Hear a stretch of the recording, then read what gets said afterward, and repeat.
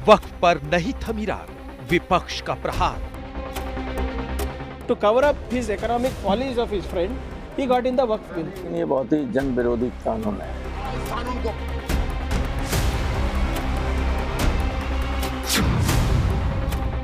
विपक्ष को वक्फ कानून पर सुप्रीम कोर्ट से मिलेगी राहत। ये वक्फ बिल नहीं है बल्कि ये वक्फ बर्बाद बिल है। ये आप आंधी हैं तो क्या मुझको उड़ा ले जाएंगे?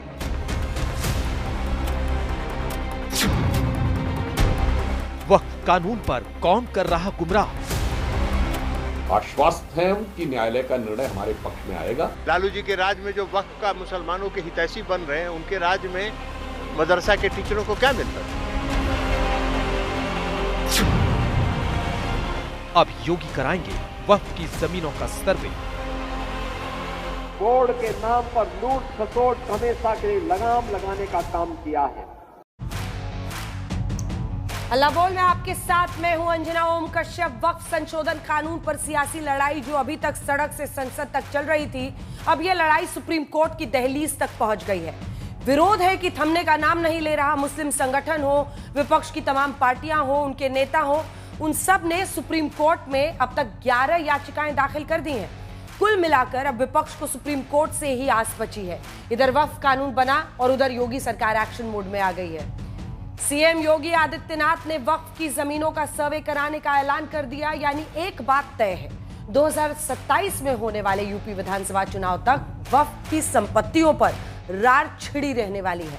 जहां समाजवादी पार्टी अपने मुस्लिम वोट बैंक को लेकर वक्फ कानून का विरोध कर रही है, वहीं बीजेपी मुसलमानों में एक संदेश देने की कोशिश कर रही है कि विपक्ष मुस्लिमों को सिर्फ वोट बैंक समझता है।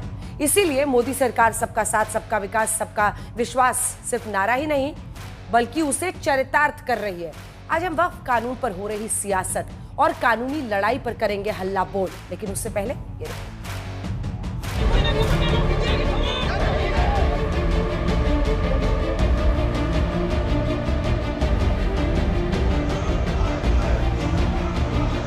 वक्फ कानून के सियासी साइड इफेक्ट दिखने शुरू हो गए। विपक्ष कानून बनने के बाद भी सुप्रीम कोर्ट में इसकी वैधता पर सवाल उठा रहा है। विपक्ष की कोशिश है कि अदालत के दखल और आंदोलन के बल पर यह कानून वापस हो जाए। अब तक वक्फ कानून के खिलाफ सुप्रीम कोर्ट में 11 याचिका दाखिल हो चुकी है। कपिल सिब्बल ने जमीयत उलेमा हिंद की तरफ से मामला उठाया। कांग्रेस, AIMIM, आप और एक नागरिक अधिकार समूह ने जो याचिका दायर की है, उसमें आरोप लगाया गया है कि ये विधेयक मुसलमानों के मौलिक अधिकारों का उल्लंघन करता है। सभी याचिकाओं में ये कहा गया है कि ये कानून जो वक्फ संशोधन एक्ट बनाया गया है, ये संविधान के बुनियादी सिद्धांतों का उल्लंघन करता है, जिसमें अनुच्छेद 19 से लेकर 29 तक जो नागरिकों के मौलिक अधिकार हैं, उन अधिकारों का उल्लंघन है। साथ ही इस एक्ट के जरिए, इस एक्ट पर अमल करने से जो अल्पसंख्यकों के अधिकार हैं या लोगों की अपनी अपनी धार्मिक परंपराओं को पालन करने का अधिकार है, जो स्वतंत्रता है, उस पर हनन होता है, उस पर असर पड़ता है और ये अल्पसंख्यकों के खिलाफ है, अल्पसंख्यकों के हितों के खिलाफ है। लिहाजा इसे रद्द किया जाए, इसके परिपालन पर रोक लगाई जाए। सरकार दावा कर रही है कि वक्फ कानून से कोई मस्जिद, मजार और मदरसा नहीं छीना जाएगा। मुस्लिम समाज विपक्ष के बहकावे में न आए, लेकिन विपक्ष अपनी बात पर अड़ा है कि सरकार की मंशा ठीक नहीं है। राजनीति को छोड़ के अच्छा से सोचेंगे तो गरीबों के लिए, मुसलमानों में महिलाओं के लिए, जो बैकवर्ड कम्युनिटीज़ है, बच्चों के लिए, सबके लिए है। आपको पता चलेगा अगले 2-3 साल के अंदर में इसका फायदा बहुत ज़्यादा होने वाला है। Look at the timing. The timing was only when his friend Donald Trump he introduced the tariffs for India at 26%. So to cover up his economic follies of his friend, he got in the Waqf bill. जहां BJP वक्फ कानून के फायदे बताते नहीं थक रही, वहीं विपक्ष कह रहा है कि इस कानून के जरिए बीजेपी वक्फ की संपत्तियों को हड़पना चाहती है।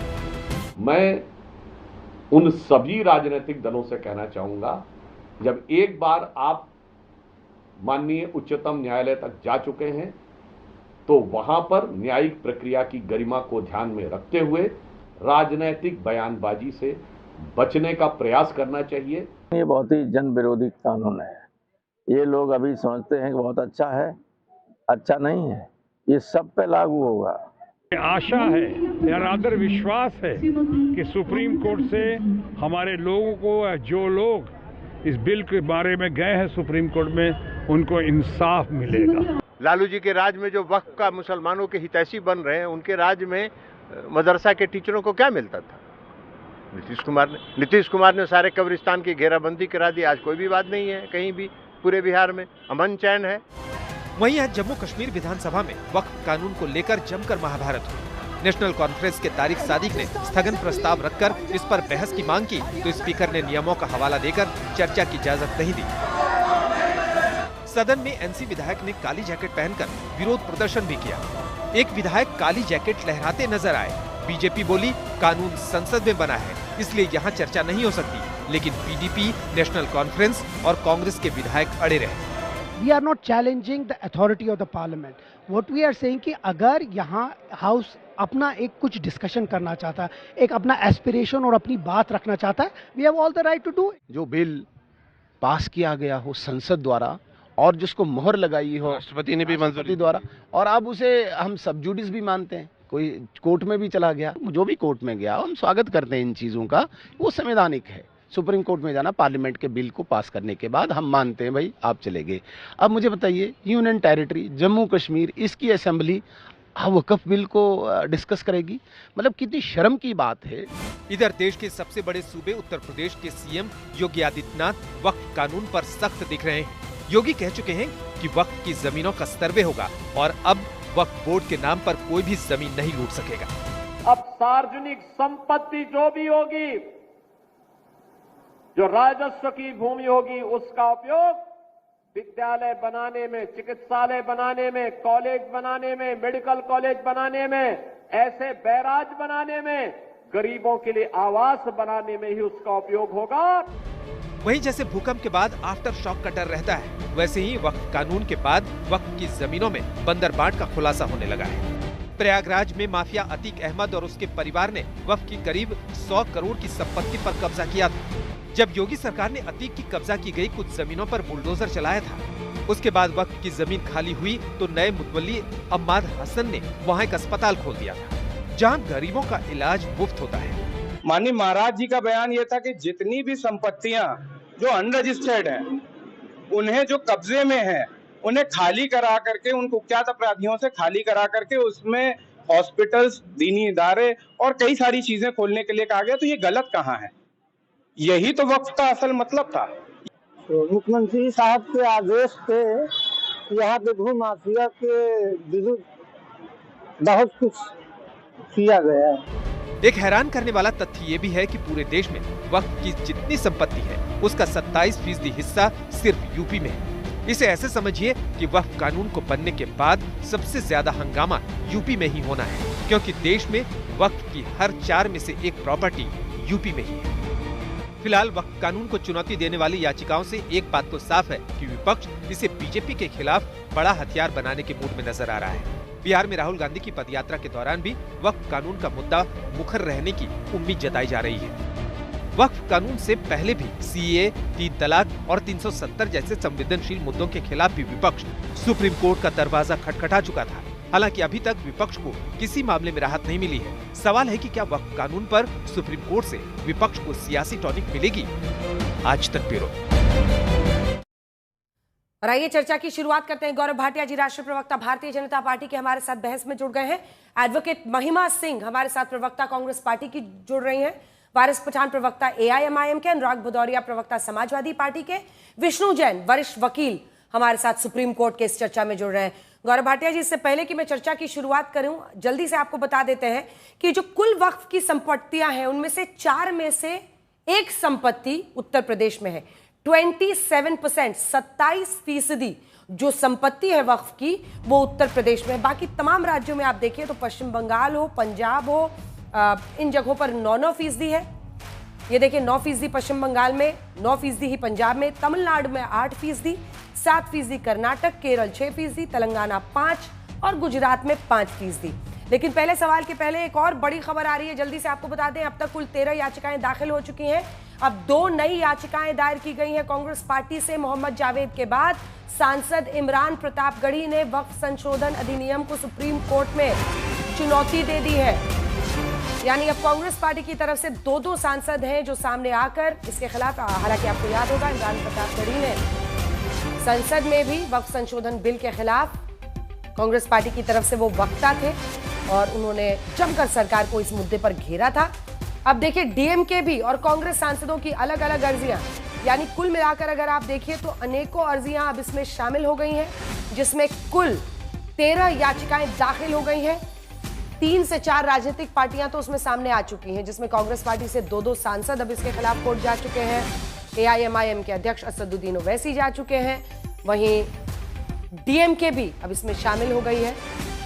ये तमाम ऐसी पार्टियां हैं जो इस वक्फ संशोधन कानून के खिलाफ अब कोर्ट पहुंच गई हैं। गौरव भाटिया जी, चर्चा की शुरुआत करते हैं, क्योंकि आप खुद भी एक बड़े वकील हैं, तो मैं उम्मीद करूंगी कि आप इसका जवाब देंगे। कोर्ट में जो लोग इसे चुनौती दे रहे हैं वो सीधा कह रहे हैं कि एक तो धर्म से जुड़ा हुआ एक बोर्ड है, उसमें ये छेड़छाड़ है, कई धाराओं को, कई संविधान की जो धाराएं हैं उनको कोट करते हुए वो कह रहे हैं कि इसका सीधा उल्लंघन है, कोर्ट में ये नहीं टिकेगा। आप कैसे इसको डिफेंड करेंगे? और यूपी में तो योगी साहब अभी से एक्टिव हो गए हैं, वो तमाम डीसी से, डीएम से रिपोर्ट मांग रहे हैं कि रिपोर्ट दीजिए वक्फ की जमीन का। मंशा क्या है बीजेपी की? देखिए अंजना जी, सबसे पहले तो मैं ये कहूँगा, आपने बताया कि तमाम पॉलिटिकल पार्टियां सर्वोच्च न्यायालय का दरवाज़ा खटखटा रही हैं, तो मुझे याद आता है इससे पहले अनुच्छेद 370 में भी तमाम लोग याचिका डालते हैं सर्वोच्च न्यायालय में और कहते हैं गैर संवैधानिक है। सर्वोच्च न्यायालय कहता है नहीं, संशोधन जो हुआ है ये संवैधानिक है। और दूसरी बात, जो विपक्षी दल हैं ये लोग पहले से ही घोषणा करते हैं कि ये कानून जो आया है, संसद में पारित हुआ है, ये गैर संवैधानिक है। अंजना जी, जितनी समझ मुझे संविधान की है, कानून की है, मैं एक बात बता दूं, कोई भी कानून जो वैध रूप से पारित हुआ है संसद के पटल में, वो संवैधानिक है या गैर संवैधानिक है, इसका फैसला केवल सर्वोच्च न्यायालय और उच्च न्यायालय कर सकता है। आज पूछा ये जाएगा, आप ये बताइए कि संसद की जो गरिमा होती है आपने उसको बरकरार नहीं रखा, संसद में आपका विश्वास नहीं है। राहुल गांधी, सोनिया गांधी और प्रियंका गांधी वाड्रा राज्यसभा और लोकसभा में बोल सकते थे। देश ये जानना चाहता है कि अगर आपके तर्कों में धार थी तो आपने संसद के पटल का प्रयोग करते हुए अपने तर्क क्यों नहीं रखे? आप तो सांसद हैं, नहीं रखे। दूसरा, जब सर्वोच्च न्यायालय मामला आ गया तो सर्वोच्च न्यायालय में कोई भी मामला अगर लंबित होता है तो उस पर टिप्पणी करना, इस तरह की राजनीति करना, ये उचित नहीं है। इसका मतलब ना संसद में आपकी आस्था है और ना आपकी आस्था सर्वोच्च न्यायालय में है। तीसरी बात, ये प्रतिस्पर्धा कैसी चल रही है? कांग्रेस पार्टी के 2 सांसद, AIMIM, IUML, DMK, Samajwadi party हो सकता है, ये क्यों इस तरह से याचिकाएं डाल रही है? इसका मतलब ये है केवल और केवल तुच्छ, हल्की, घटिया राजनीति करना इनका मकसद है। इनको एक दूसरे पे यकीन नहीं है। अब मैं आपको एक बात बताता हूं। आपको मालूम है कश्मीर में असेंबली में जो स्पीकर हैं, रूल 58 कहता है कि अगर कोई मामला लंबित हो सर्वोच्च न्यायालय में या उच्च न्यायालय पे तो उस पर चर्चा नहीं हो सकती है, मैटर एडजर्नमेंट के लिए नहीं लाया जा सकता। ये वहां के स्पीकर बता रहे हैं। और अपने कपड़े कौन फाड़ रहे हैं? नेशनल कॉन्फ्रेंस के विधायक। अब ये पूछा नहीं जाएगा कि स्पीकर भैया आपकी सरकार, स्पीकर आपका, और आप अपने कपड़े फाड़ रहे हैं, ये उचित नहीं है। एक बात मैं और बता दूं, तस्वीरें दिखा दीजिए जम्मू कश्मीर असेंबली की। 14 पॉलिटिकल पार्टी पूरा कीजिए अब गौरव जी। हाँ, 14 पॉलिटिकल पार्टीज, याद करिए, ये लोग गई थी सर्वोच्च न्यायालय की ईडी का दुरुपयोग हो रहा है। संख्या बल से कोई फर्क नहीं पड़ता है। 14 पार्टीज की याचिका रद्द हुई। इसी तरह से ये अनुच्छेद 370 में गई। आधार कार्ड की इन्होंने संवैधानिकता को चुनौती दी। और मैं कहना चाहूंगा ये केवल और केवल एक चीज दर्शाता है, ये बौखलाई हुई है, क्योंकि भारत का मुसलमान जो है वो भी इस संशोधन का समर्थन कर रहा है। और इसीलिए ये लोग सर्वोच्च न्यायालय जाते तो हैं पर इनके मन में आस्था नहीं है। और अंत करूंगा केवल एक बात कह के, all India Muslim personal law board जाता है। All India Muslim personal law board ने कहा था, शाहबानो का फैसला पलटवाया, कांग्रेस पार्टी ने पलटा और कहा मुस्लिम महिलाओं में इतनी योग्यता नहीं कि वो अपने फैसले ले सके, और वो पुरुषों के जो कंपैरिजन में है कम परिपक्व होती हैं। अब आप मुझे बताइए, ऐसी पार्टियां अगर जाएंगी सर्वोच्च न्यायालय तो इन लोगों की अपनी योग्यता क्या है, इनकी क्रेडिबिलिटी क्या है, क्या इस पे सवाल नहीं पूछा जाएगा? ठीक है, शाहबानो का एक हिस्टोरिक रेफरेंस है, लेकिन वहां से आज के वक्त पर आते हैं और आपको दिखाते हैं। महिमा जी, आप खुद सुप्रीम कोर्ट की वकील हैं, ये तमाम जो इस तरह के फैसले लिए भारतीय जनता पार्टी की सरकार ने, राम मंदिर का फैसला, एक बार चारों दिखा दीजिए। सुप्रीम कोर्ट से पुनर्विचार जितनी याचिकाएं थी वो सब के सब खारिज हो गई। वक्फ कानून में संशोधन, वैधता को चुनौती देने वाली तमाम केसेस अब गई हैं। लेकिन इससे पहले क्या हुआ, नागरिक संशोधन अधिनियम, 250 से ज्यादा याचिकाएं वो अभी भी पेंडिंग है, यानी उस पर कुछ हुआ नहीं है।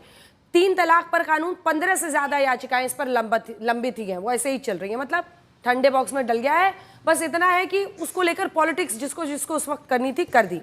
अनुच्छेद 370 को हटाने के लिए सुप्रीम कोर्ट ने सर्वसम्मति से सरकार के अनुच्छेद 370 को खत्म करने के फैसले को सही माना, वैध माना। तो क्या ये पॉलिटिकल सिर्फ स्टंटबाजी है? और अगर अतीक अहमद के परिवार ने 70 करोड़ वर्थ वक्फ की जमीनों पर कब्जा किया हुआ था, तो आज़ादी के इतने दशकों तक ये जो घालमेल, घपलेबाजी, ये जो पूरा रैकेट चलता रहा वक्फ के नाम पर, उस पर क्यों सबकी आंखें बंद रही? जय हिंद। अंजना जी, आपने कुछ सर्वोच्च न्यायालय में हो रही गतिविधियों का हवाला दिया है। मैं भी मात्र दो बातें याद दिलाऊंगी। बहुत सारी बातें हैं वैसे तो।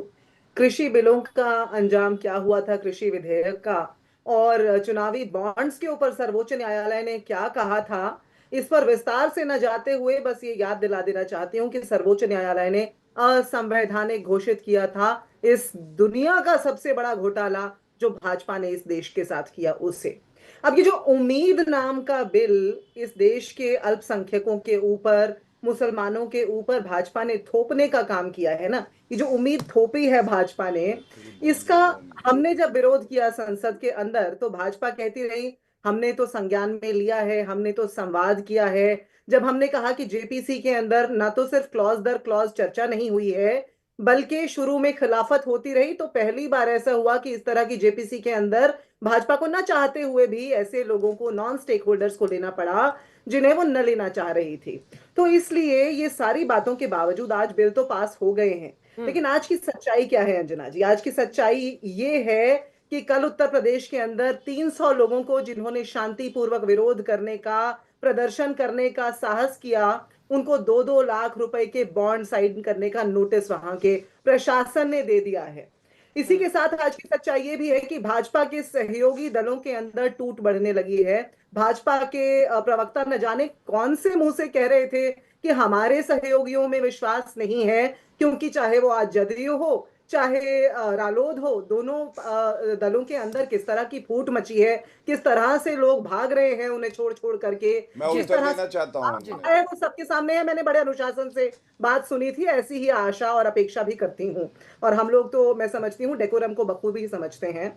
और दूसरी बात, ये बड़ी अहम बात है अंजना जी, हम बार बार कहते रहे कि लगेगी आग तो आएंगे घर कई जद में, यहाँ पे सिर्फ हमारा मकान थोड़े ही है। तो राहुल गांधी जी ने जब ऑर्गेनाइजर पत्रिका के उस लेख के ऊपर टिप्पणी की जिसके अंदर कैथोलिक चर्चेस वर्सेस वक्फ बोर्ड की बात हो रही थी, क्यों भाजपा के जो आइडियोलॉग, जो पैतृक बॉडी है, उन्हें क्यों वो लेख वापस मिटाना पड़ गया वेबसाइट के ऊपर से? आज वो हटा लिया गया है लेख, क्योंकि उसमें बता रहे थे कि कैथोलिक समाज के पास जो है 7 करोड़ एकड़ जमीन है जो कि 20,000 करोड़ की बनती है। तो इसलिए ये सिर्फ मुसलमानों के बारे में नहीं है अंजना जी। आज जब भाजपा के प्रवक्ता यहाँ बात कर रहे हैं, या भाजपा जिस तरह से कर रही है, आप देखिए केरल के अंदर, मणिपुर के अंदर, उत्तर प्रदेश के अंदर, जम्मू कश्मीर के अंदर कहाँ कहाँ विरोध नहीं हो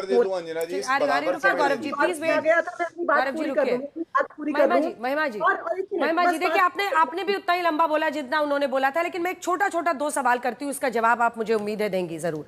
आपने कहा कि इसका क्या सच्चाई है हम आपको बताते हैं। आप एक महिला हैं, शाहबानो को जब केस में पूरे कोर्ट के फैसले को संसद में पलटा गया, उसका सच क्या था? 2 लाइन में बताइएगा ईमानदारी से। देखिए, भाजपा की कथनी और करनी का फर्क, जब किरण रिजिजू बोलते हैं ना कि 2-4 साल रुकिए, अभी आप ही ने बयान चलाया थोड़ी देर पहले, 2-4 साल में सब सामने आ जाएगा क्या क्या फायदा है। अरे 11 साल आप से मेरा सवाल डक कर रही हैं महिमा जी, मैं फिर से आपसे पूछती हूँ, आप तो इतनी वरिष्ठ वकील हैं, सिंपल पूछ रही हूँ, सिंपल पूछ रही हूँ। आपने इसका सच बताया, बहुत अच्छी बात। शाहबानो केस को जब फैसले को कोर्ट के संसद में पलटा गया, उसका सच क्या था? जब एक बूढ़ी महिला को सिर्फ रखरखाव का पैसा मिल रहा था, उसका सच वही था अंजना जी, जो जब बिल्किस बानो के अपराधियों को बाहर निकलवा लिया ना गुजरात की सरकार ने, उसमें जो भाजपा की मूर्छा थी, उसका सच बिल्कुल वही था। ठीक है, मतलब वोट बैंक की पॉलिटिक्स वो करें, वोट बैंक की पॉलिटिक्स हम भी कर रहे थे। चलिए मैं अब रुक जाइए सर, 3 लोग और हैं, उसके बाद मैं आऊंगी आपके पास। अनुराग भदौरिया जी, आपके पास आते हुए, ये संयोग है या प्रयोग है? 1996 में जो अतीक अहमद आपकी पार्टी से विधायक चुने जाते हैं और हमेशा आरोप लगता है बहुत करीबी थी उनकी मुलायम जी से, उनकी सरपरस्ती हमेशा समाजवादी पार्टी की जिसके सिर पर रही, वही अतीक अहमद और उसके 70-71 करोड़ की वक्फ की प्रॉपर्टी के कब्जे की बात अब सामने आ रही है। देखिए अंजना जी, कितनी खूबसूरत तस्वीर थी ईद के दिन बनारस में, जब नमाज पढ़ के मुस्लिम भाई आ रहे थे तो हिंदू भाई उनके ऊपर में फूल की बारिश कर रहे थे। आज मालदा में जब रामनवमी के दिन आपने देखा, रामनवमी के दिन मुस्लिम भाई हिंदू भाई पे फूल की बारिश कर रहे थे। ये हिंदुस्तान की खूबसूरती है जो भारतीय जनता पार्टी से शायद देखी नहीं जाती है। सवाल यह है कि आपने बोला कि वक्फ बोर्ड की जो बात आप कर रहे थे, क्या 2014-15 में भूमि अधिग्रहण जब बिल आया था वापस नहीं हुआ? वापस हुआ ना। उसके बाद जब यहाँ किसान बिल आया तो वापस हुआ ना। भाई क्या होता है कि सबसे बड़ी अदालत जनता की होती है और जनता से बड़ी अदालत तो कोई होती नहीं है। भाई इस देश के अंदर में हर आदमी को अपना अधिकार मांगने का अधिकार है, जनता के बीच में जाने का अधिकार है, लोकतांत्रिक तरीके से अपनी बात रखने का अधिकार है। लोकतांत्रिक तरीके से या न्यायिक पालिका से अपनी गुहार लगा रहे हैं तो क्या गलत कर रहे हैं? इसमें बीजेपी को परेशानी क्या हो रही है? इन्होंने भी तो, आपको याद होगा जब आम आदमी पार्टी की सरकार थी, ट्रांसफर पोस्टिंग के लिए जब सुप्रीम कोर्ट ने कहा था कि नहीं सरकार करेगी, तो उन्होंने पार्लियामेंट में बिल पलटा था ना, उनके आदेश को, सुप्रीम कोर्ट आदेश को पलटा था ना। और बिल्किस बानो की बात तो आप बता ही चुके हैं, अभी भी इन्होंने बताया है। तो सवाल यह है कि सारी जो संविधान, अभी भारतीय जनता पार्टी के प्रवक्ता कह रहे थे कि मैंने तो शाहबानो भी बोला था, मैंने तो शाहबानो भी बोला था अनुराग जी। नहीं, ये नाम आपके मुंह से निकलता नहीं। बिल्कुल बोला था। तो मैंने आपको आम आदमी पार्टी का एग्जांपल दिया, आम आदमी पार्टी का एग्जांपल दिया कि ट्रांसफर पोस्टिंग वाला इन्होंने पलटा था। दूसरा, बीजेपी के प्रवक्ता कह रहे थे कि संसद की गर्मा गिरा रहे हैं। अरे गर्मा तो तब गिरी थी ना जब 80-80 100 सांसदों को आप पार्लियामेंट से निलंबित कर देते थे और बिल पास कर देते थे। ये गरिमा नहीं थी, ये गरिमा नहीं गिर रही थी। इसीलिए कहते हैं ना, हर आदमी में होते हैं 10-20 आदमी। देखना किसी व्यक्ति को तो कई बार देखना, ये हालत है बीजेपी की। बीजेपी पे विश्वास करे तो करे कैसे? पता नहीं कितने चेहरे हैं, कब कब कहां बदल जाते हैं, क्या क्या बोलना शुरू कर देते हैं। देश की जो वक्फ बोर्ड पे चर्चा को देखिए किस तरह से किधर घुमाने की कोशिश कर रहे हैं। वारिस जी आपके पास आती हूँ, न्यायपालिका के माध्यम से, क्योंकि एक चेहरे में कितने चेहरे होते हैं ये तो पता नहीं, लेकिन एक प्रवक्ता में कई प्रवक्ता होते हैं। 2 नाम एकदम ही अनुराग जी की मेमोरी से निकल गया। एक मैंने अतीक अहमद पर सवाल किया था, उन्होंने डक कर दिया एक, और अब मैंने सोचा है कि हल्ला बोल में जब भी मेरे सवाल को कोई छोड़ेगा, उसका जवाब देने की बजाय कुछ और बोलेगा, तो मैं उसको जरूर याद दिलाऊंगी। अतीक अहमद, शाहबानो, 2 ऐसे नाम हैं जो उन्होंने बिल्कुल ही मेमोरी से डिलीट कर दिया। आपकी मजबूरियां समझ में आती हैं, लेकिन वारिस पठान जी, आपके अध्यक्ष जी तो अलग ही है, कमाल के हैं। राम मंदिर का फैसला भी सुप्रीम कोर्ट का आता है, आप लोग खारिज कर देते हैं। हमेशा एक वोट बैंक की पॉलिटिक्स को आगे ले जाने के लिए आप लोग कोर्ट में जाकर ये दिखाने की कोशिश करते हैं कि भाई हम तो इसके खिलाफ है, इसीलिए पिटीशन। वरना आपको भी पता है कि ऐसे मामले में जिस तरह से वेटिंग इसको सरकार ने की है, बहुत आसान नहीं होगा कोर्ट में इस पर जीतना। देखिए अंजना जी, ये जो बीजेपी ने कानून लाया वक्फ अमेंडमेंट एक्ट 2025 का, ये पूरी तरह से संवैधानिक है और इसको चैलेंज करने के लिए हमारे पार्टी प्रेसिडेंट असद ओवैसी साहब ने भी सुप्रीम कोर्ट के अंदर याचिका डाली है और हमको यकीन है 13 याचिका गई है तो सुप्रीम कोर्ट इस पर सुनवाई करेगा और ये जो असंवैधानिक इसके अंदर धारा है बिल्कुल सुप्रीम कोर्ट उसमें इंटरव्यू करके इसको रिपील करेगा। और इससे कोई सदन की गरिमा नहीं गई। सदन में ही पास हुआ था प्लेसेस ऑफ वर्शिप एक्ट 1991, पूरी चर्चा के बाद पास हुआ था प्लेसेस ऑफ वर्शिप एक्ट 1991। फिर ये लोग क्यों गए थे, अभी जिसकी सुनवाई होने वाली है, मैटर सब जुडाइज है, बिल्कुल बराबर बात है। मगर इसके अंदर जितने भी प्रावधान, जितने अमेंडमेंट लाई है लोगों ने, तमाम के तमाम मिलेगा। अभी आपने बात की काफ़ी सारी कि लोग अब मुसलमानों की भलाई के लिए ला रहे हैं। शाहबानू का आपने जिक्र कर दिया, काफ़ी लोगों का जिक्र है। अरे अंजना जी, जिनको मुसलमानों की 2 मिनट की अजान से नफरत है, जिनको मुसलमानों के 10 मिनट रस्ते में नमाज पढ़ने से तकलीफ है, वो क्या मुसलमानों के हित की बात करेंगे? मुसलमानों के हित का बिल ला रहे, जबकि इनके पास एक भी मुसलमान MP है क्या? एक भी मुसलमान मिनिस्टर है क्या? एक भी मुसलमान MLA है क्या? अरे किसी को टिकट ही नहीं देंगे चुनाव लड़ने का, तो मुसलमान आएगा कहां से आगे? और आज वारिस पठान हमारे दर्शकों को एक बार वारिस भाई को मेरे साथ दिखाइए। वारिस पठान, आज की तारीख में तो मोदी जी का आज एक वादा करके जाइए, एक वादा करके दिखाइए इनको मेरे साथ। वारिस जी, एक वादा आप भी करके जाइए कि आपकी पार्टी का कोई अध्यक्ष हिंदू होगा। है हिम्मत? अरे देखिए अंजना जी, हिम्मत की बात नहीं, हिम्मत तो बहुत है। पार्टी के हिसाब से पार्टी फैसला करती है। हमने तो हिंदुओं को टिकट भी दिया है। बीजेपी ने कितने मुसलमानों को टिकट दिया, चलिए बताइए मेरे को। हमारी पार्टी ने तो यूपी, गुजरात, महाराष्ट्र सब जगह हमारे हिंदू भाइयों को टिकट दिया लड़ने के इलेक्शन में। मुझे बताओ, गौरव भाटिया से सवाल करूंगा, आप भी सवाल करो। चलो आप भी बीजेपी की तरफ से बोल दीजिए अंजना जी। वारिस पठान, जिस दिन देश में वक्फ संशोधन बिल पर बहस हो रही थी, आवाज नीचे कीजिए इनकी, जिस दिन वक्फ संशोधन बिल पर बात हो रही थी, मैंने उस दिन कहा कि एक भी मुस्लिम MP नहीं है बीजेपी का, महिला तो छोड़ दीजिए। ये बड़ी बात है कि आप वक्फ संशोधन बिल पर बात कर रहे हैं और आपका एक भी MP नहीं है। MP तो छोड़िए, तमाम राज्यों में MLA भी नहीं है। लेकिन आप क्या बोलिएगा? सूप क्या दूसेगा जिसमें खुद ही 72 छेद? चलनी क्या दूसेगा सूप को जिसमें खुद ही 72 छेद? अंजना जी, बड़ी खुशी हुई जान के कि आप संविधान को मानते हो।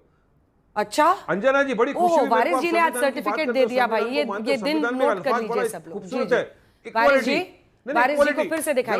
मेरा सवाल डक मत कीजिए, मेरा सवाल डक मत कीजिए। पार्लियामेंट का थोड़ी है कि आप एक MP है तो उसको कम बोलने देंगे। आपका स्टूडियो है, पार्लियामेंट का सदन, संसद थोड़ी है। ड्रामेटिक्स मत करिए, ड्रामेटिक्स मत करिए सर। लिमिट देंगे 2 MP से ज्यादा लिमिट बोलने दो मेरे को। सुनो तो सर, बस हिम्मत दिखा दो आज। जो आप उम्मीद करते हो बीजेपी से, और बीजेपी को करना चाहिए, उनके मुस्लिम सांसद भी होने चाहिए, उनका प्रतिनिधित्व तो 0 है। आप बोलिए ना कि एक दिन आपके अध्यक्ष कोई हिंदू बनेंगे, बोलिए। 0 है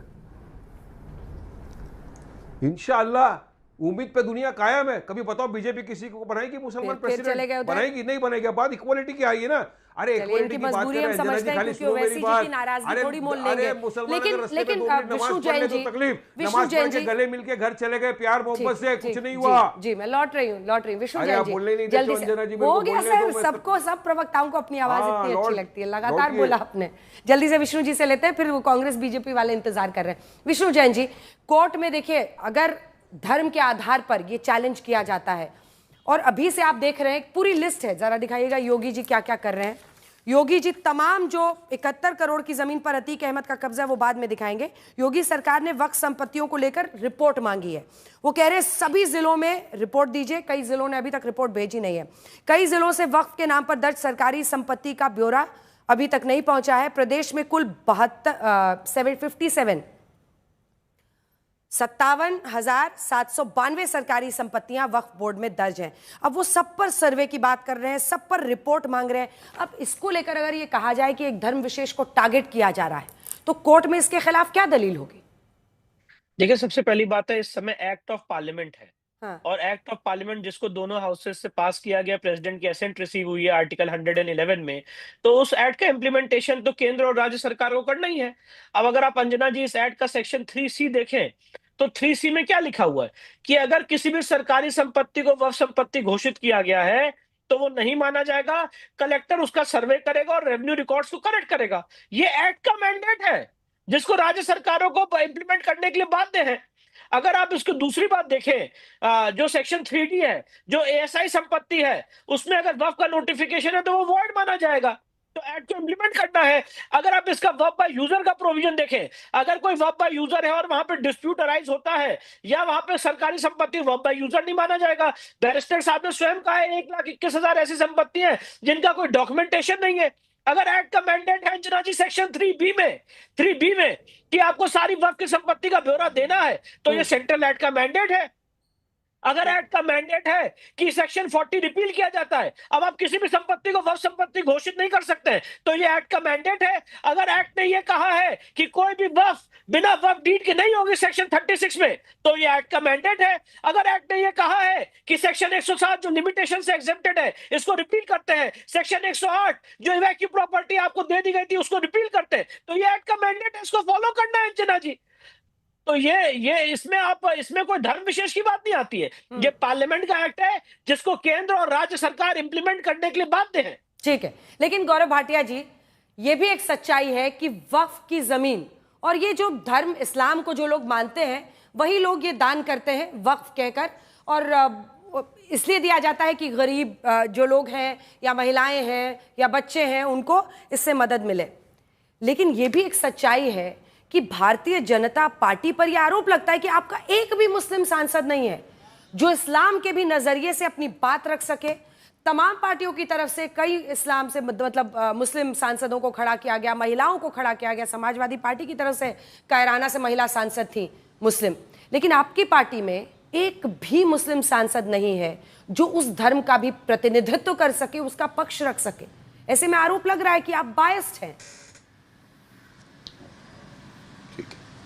अंजना जी, पहले तो मैं आपकी बात से सहमत नहीं हूं कि अगर मुसलमान भाई या बहनों का प्रतिनिधित्व करना है या उनके हक की लड़ाई लड़नी है तो पहले मुस्लिम होना ज़रूरी है। ये हमारे लोकतंत्र में नहीं होता, क्योंकि याद करिए मुसलमान महिलाओं का असली भाई कौन निकला? नरेंद्र मोदी जी। ट्रिपल तलाक को एक अपराध बना दिया और 80% मामलों में कमी आ गई।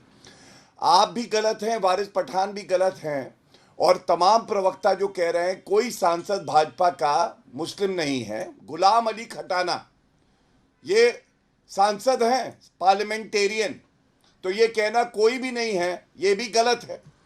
तीसरी बात, एक और मैं आपको बात बताता हूं। लोकसभा में हमने एक टिकट दिया था मुसलमान भाई एम अब्दुल सलाम मल्लापुरम से।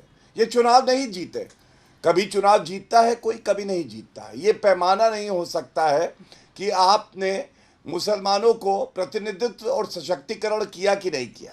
एक बात मैं और कहता हूं, अंजना जी आप ये बताइए, गुजरात में 19 ऐसी सीटें थी विधानसभा चुनाव में जहां मुस्लिम बहुल इलाके हैं। आपको मालूम है भाजपा कितने जीती? 17। अब ये तो मैंने आपको बताया, ये जो इनका नैरेटिव है ये कैसे गलत है, एक ढकोसला है। आज सवाल ये पूछा जाएगा, और आप ध्यान दीजिए, यहाँ जो AIMIM के प्रवक्ता बैठे हैं इनके मुंह से एक बार निकला गणपति बप्पा मौर्य, उसके बाद ये 6 महीने तक गायब रहे टीवी से, और उसके बाद माफी मांगी कि मेरे मुंह से कैसे किसी और मजहब के भगवान का नाम निकला। इनकी पार्टी का देखिए, मेरे पास JPM और JCR कहते हैं, JSR कहते हैं। अब ये JPM, मैं पूरी बात कर लूं अंजना जी, मैंने बीच में इसीलिए बोला नहीं। अभी कोई गायब नहीं होता, बिंदास आके बोलते हैं। देखिए यही दिक्कत आती है। वारिस भाई 2 मिनट। अंजना जी ये थोड़ी दिक्कत वाली बात आती है। सुनिए, मैं अपनी बात पूरी कर लूं, दर्शकों को अच्छी लग रही होगी। जब तीर निशाने पे लगता है तो आदमी बीच में टोकने लगता है। इनका संविधान पार्टी का ये कहता है इनके नाम में मुस्लिमीन है। मुस्लिमीन नाम जो है ये खुद में गैर संवैधानिक है, क्योंकि ये पॉलिटिकल पार्टी है। सिंबल अलॉटमेंट ऑर्डर में इसका रजिस्ट्रेशन है। इनके संविधान में लिखा है हमारी पार्टी जो है ये मुस्लिमों का नेतृत्व करेगी। ये क्लॉज नंबर 1 में। उसके बाद क्या है इनका उद्देश्य? मुस्लिम एकता को बढ़ावा देना, भारत के नागरिकों को बढ़ावा देना नहीं, भारतीय एकता को बढ़ावा देना नहीं, केवल मुसलमानों की। फिर एक क्लॉज है हम शरिया कानून जो है आगे बढ़ाएंगे। मैं पूछना चाहता हूं ये देश संविधान से चलेगा या अभी बात हो रही थी शाहबानों की शरिया कानून से चलेगा? अब मैं आता हूं प्रदर्शन की बात पे। अंजना जी, जब सर्वोच्च न्यायालय में मामला लंबित है तो उन्हीं व्यक्तियों द्वारा या संस्थाओं द्वारा प्रदर्शन करना कितना उचित है? दूसरा, आपको मालूम है प्रदर्शन में क्या क्या हुआ है? प्रदर्शन में एक 70 साल के व्यक्ति संभल में उनको पीटा गया क्योंकि वो संशोधन जो हुआ है उसका समर्थन करते हैं। वहां कश्मीर में असेंबली में एक विधायक दूसरे विधायक को पीटता है क्योंकि जो दूसरा विधायक है वो संशोधन का समर्थन करता है। एक व्यक्ति का घर जला दिया गया कश्मीर में क्योंकि ये कहा गया कि भाई समर्थन ना करो संशोधन का। तो आज पूछा जाएगा ये किस तरह का प्रदर्शन है जहां पे जो समर्थन कर रहा है मुसलमान उसको भयभीत किया जा रहा है, डराया जा रहा है। और अंत करूंगा, कांग्रेस की पार्टी की प्रवक्ता से एक सवाल था, राहुल गांधी, सोनिया गांधी और साथ में प्रियंका वाड्रा गांधी ये संसद के पटल पे क्यों नहीं बोले? क्योंकि चुनावी हिंदू भी हैं और चुनावी रोजा इफ्तारी भी रखते हैं, इसीलिए इनको दिक्कत आती है। ना इधर के हैं ना उधर के हैं, ये केवल अपने हैं। ये भारत के भी नहीं। ठीक है, महिमा जी एक बार बोल ले, उसके बाद अनुराग जी फौरन आपके पास। थोड़ा सा वारिस जी रुक जाइए प्लीज। 2-3 जगहों से ऐसी खबर आई है कि संभल में भी, जहां पर चूंकि वक्फ कानून का समर्थन कर रहा था एक शख्स, उसको बुरी तरह से पीट दिया गया। और ऐसी ही खबर जम्मू कश्मीर की जो उन्होंने बताई, ये दोनों ही खबरें सही हैं। और इसको देखते हुए देखिए, नफरत फैलाने की बात होती है, इसमें क्यों नहीं विपक्षी नेताओं को महिमा जी नफरत दिखता है? अगर किसी को भड़काया जाए, मतलब अगर तुमने वक्फ संशोधन बिल के पक्ष में बोल दिया तो तुम पर हमला हो जाएगा, तुमको मार दिया जाएगा, तुमको पीटा जाएगा, मतलब ये भी अपने आप में उतना ही बड़ा अपराध है। और सवाल ये है कि अगर ट्रांसपेरेंसी आती है तो इसमें तो किसी को भी शिकायत नहीं होनी चाहिए। महिमा जी क्यों? अंजना जी, अभी भाजपा के प्रवक्ता जब बोल रहे थे तो बहुत अच्छा किया उन्होंने कि बिल्कुल अपनी पार्टी की मानसिकता, और वो मानसिकता सामाजिक वैमनस्य किस प्रकार से बढ़ाती है और आग सुलगाती है, उसका हमें एक अच्छा उदाहरण दिया। अभी आपने जो सवाल पूछा, उससे पहले भाजपा के प्रवक्ता ने बोला कि अरे भाई, अगर मामला अब न्यायालय में चला गया है तो उसके बाद प्रदर्शन जो है क्या करना सही है। हम उनसे पूछना चाहते हैं कि वो तो देश के अंदर चुनावी बॉन्ड ले आए, चुनावी बॉन्ड ला करके असंवैधानिक तरीके से चुनाव पर चुनाव जीतते चले जाएं, जिसका अता पता ही नहीं है किस तरीके से जीते गए हैं। और फिर आज वो पूछ रहे हैं क्या प्रदर्शन करना सही है। हम तो उनसे पूछना चाहते हैं क्या इस तरह से प्रदर्शन करना असंवैधानिक है? उनके हिसाब से संविधान का आज नाम लेने पर विवश तो हो ही गए हैं। इनके सदस्य पहले 400 पार मांग रहे थे ताकि संविधान बदल सके। अब मैं आपसे ये भी पूछना चाहती हूँ अंजना जी, आपने संभल का उदाहरण दिया। बिल्कुल, अगर ऐसा हुआ है, कहीं किसी प्रकार की दुर्घटना हुई है, किसी तरह का जो है टारगेटिंग किया गया है, बिल्कुल गलत है। लेकिन जो पिछले 11 वर्षों में मॉब लिंचिंग्स होती रही, आज भी होती रहती हैं, जो राजस्थान से, उत्तर प्रदेश से खबरें आती हैं, दुखद खबरें। पिछले दिनों हरियाणा में चुनाव था तो हरियाणा से, दादरी से खबर आई थी। हरियाणा के अंदर जो इतना शांति प्रिय प्रदेश है, उसके इतिहास में पहली बार नूह मेवात के अंदर आग लगाई गई। पूरे हरियाणा के अंदर मैं साक्षी हूं इस बात की, क्योंकि मेरा प्रदेश है। किसी सब्जी वाले की रेहड़ी फूंक दी, किसी और की रेहड़ी फूंक दी, किसी सड़क पर कुछ चूड़ी बेचने वाले को नुकसान पहुंचा दिया। इस तरह की जो वारदातें उस समय पर हुई, मैं बीच में नहीं बोली थी अंजना जी, और उसी तरह के अनुशासन की अपेक्षा करती हूं। तो इस तरह की जो वारदातें हुई, क्या तभी ये नोटिस दिए गए थे? मैं ये पूछना चाहती हूं, क्योंकि ये बताया गया है कि सीसीटीवी में पहचान करके 300 लोगों को 2 लाख रुपए का बॉन्ड कराने का नोटिस दिया है। क्योंकि वो प्रदर्शन कर रहे थे काली पट्टी बांध करके। ये संवैधानिक है क्या? पहली बात। और दूसरी बात ये कि ये 300 लोग, वो जो संभल की घटना की आप बात कर रही हैं, इसका डायरेक्ट जवाब एक गौरव जी से ले लेते हैं, उसके बाद मैं आ रही हूँ अनुराग जी। सब लोग थोड़ा छोटा छोटा बोलेंगे, 5 लोग हैं दरअसल डिबेट में। जल्दी से इसका सीधा जवाब दीजिए गौरव जी कि चूंकि काली पट्टी पहन के प्रोटेस्ट किया इसलिए 2 लाख का बॉन्ड देना पड़ रहा है। ये कौन सा कानून है? देखिए अंजना जी, मैं इतना ही कहूंगा, सारे तथ्य सामने आ जाएं, उस पर टिप्पणी करना तभी उचित होता है। लेकिन एक बात जरूर कहूंगा, ये तो वो लोग हैं जो प्रदर्शन करने के बाद गुम्मे चलाते हैं। और हमने देखा बहराइच में केवल इसलिए कि एक जुलूस मुस्लिम बहुल इलाके से निकल रहा है तो कोई मर जाता है तो कहते हैं कि नहीं, जो हत्यारा है वो ठीक है क्योंकि वो मुसलमान है। मैं केवल इतना कहूंगा आपसे, मैंने जो सवाल पूछा, कांग्रेस की प्रवक्ता ने उत्तर नहीं दिया। राहुल गांधी, सोनिया गांधी, प्रियंका वाड्रा गांधी, क्या मजबूरियां थी कि संसद के पटल पर उन्हें बोलना था, वो एक शब्द नहीं बोले। आपने शाह बानो के बारे में पूछा, इन्होंने कोई उत्तर नहीं दिया। आज चर्चा वक्फ पे है, वक्फ बोर्ड में कोई ऐसा सकारात्मक कार्य नहीं हुआ। कितने स्कूल, कितने अस्पताल, कितने यतीम खाने बनाए?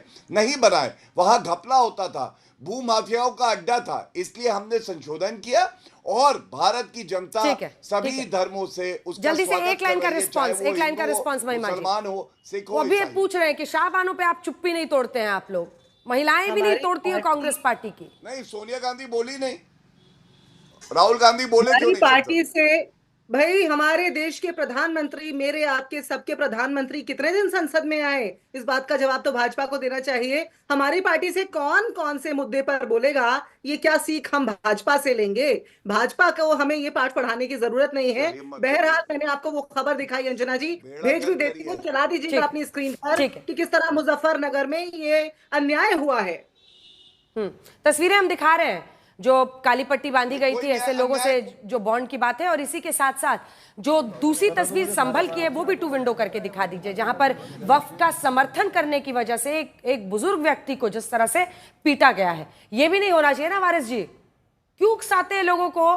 कोई भी अगर समर्थन वाला खड़ा हो जाता है तो ये संघी है, ये वो है करके इतनी नफरत उनके खिलाफ फैलाई जाती है कि अलग अलग जगहों पर उन पे हमले हो रहे हैं। कई लोग हैं मुस्लिम समुदाय के भाई जो समर्थन कर रहे हैं, और हजारों करोड़ों ऐसे हैं जिनको आज तक वक्फ का कुछ फायदा ही नहीं मिला।